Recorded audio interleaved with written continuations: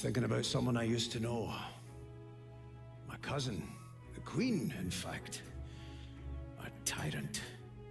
I tried to stop her, but things don't always go according to plan. She cast me out to a forgotten island, and made short work of my allies too. Lucky for me, I was able to commandeer a ship, and began a new life for myself, out on the high seas.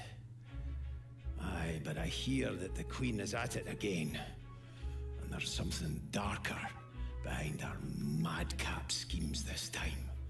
If I don't stop her, I don't know who will.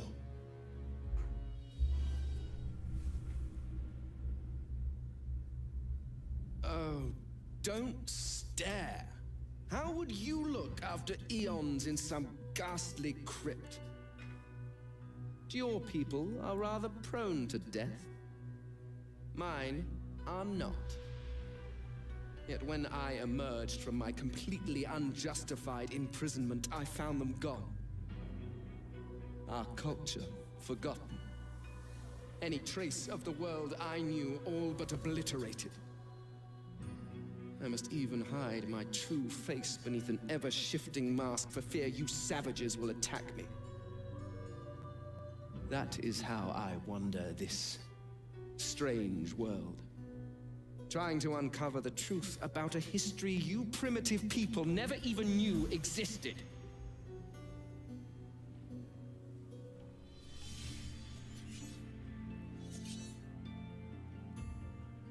I used to be a slave, kept under the thumb of the master, the bastard that made me hunt down my own kin. How did he do that, you ask? With the living scar you see on my cheek, this horror that takes no more than a song sung by Master Dearest to control my very thoughts.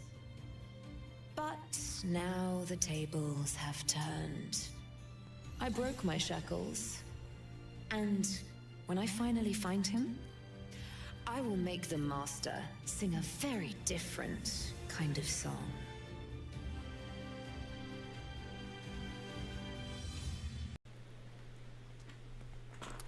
Hey guys, welcome back to Divinity. I'm not sure when I'll upload this part, but I thought I would continue off from where I played previously in the beta. So what I've been doing is I've been trying to rush through the first chapter again, just to get to the second chapter and continue. I've played a little differently. There's obviously changes made to the game. I'll include the first part on the boat because that was new, but most of it is the same.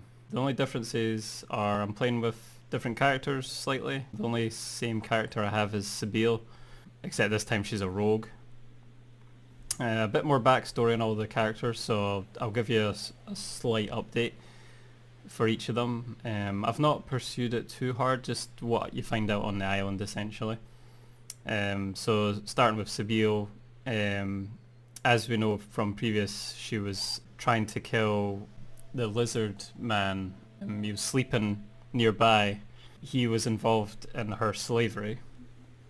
So she's quite brutal. She goes from person to person getting information on anyone who is involved with her master, who she's seeking revenge on. And I've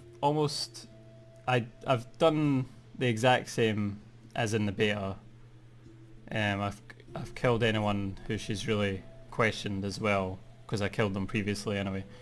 So I'm up to the part where she needs to find a member of the Lone Wolves called Roost, who's the one that sold her into slavery, and he'll get me the information to find their master. There's also Beast. He's a dwarf pirate captain, I guess. He's ex-royalty. He was cousin to a queen, I believe, and he rebelled. Not entirely sure on his reasoning. I might do some chat just to uncover a bit more, but there's some information that he's gained on certain contracts or missions being done by her group, I believe. I'm a bit confused as to what's going on there, but I'll do a bit more chatter with him and find out a bit more. Fane, he's an undead character, or Eternal as they're called, the last of his lost race. He wants to find out what happened to the rest of his race. A very unusual character. He obviously gets mistreated because he looks undead, so he's forever trying to wear a face to hide himself. I've actually managed to get a shape-shifting mask for him that I got from the witch who sank the ship. I managed to kill her as well. So the next part of his quest is to find information about his race at the Black Pits oil fields at Reaper's Coast. So once we get there, I'm sure it will uncover more. And finally, the character that I chose initially, the main character, is Ethan. Now, I never played as him last time, but his story is quite interesting. He's a member of the Lone Wolves. The Lone Wolves being the characters that Sabille seems to be looking for information about Master. He was sent undercover to Fort Joy in order to kill Bishop Alexander, which obviously I've fulfilled at the end of the island. As of the beta, you all your characters find out that you're God-woken.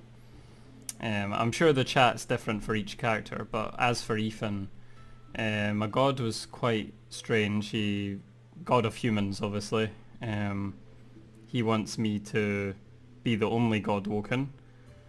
It's kind of a challenge to other races, so he asked me not to trust my companions, and when the time comes I might have to leave or kill them. Specifically Los, or Lose, or however you pronounce her name, the character I played in the beta.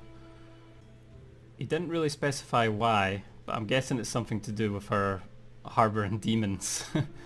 But when I went to talk to her, there was no dialogue option, and I didn't kill her, I just left her. So I don't know how that's going to pan out. And yes, apparently the Lone Wolves are hunting God-woken, led by that Roos character that Sabille needs to find, so I'm sure that'll involve me going up against some Lone Wolves. I think that's about it. A bit of a generalization, but I'm sure you'll find out more of the story as you're watching my videos and as I'm learning more. And yeah, I'm just going to carry on with the game. Thanks for watching, guys. Check out the other playlist if you'd like to see what happens on the island. Otherwise, I'm going to continue onwards from chapter 2.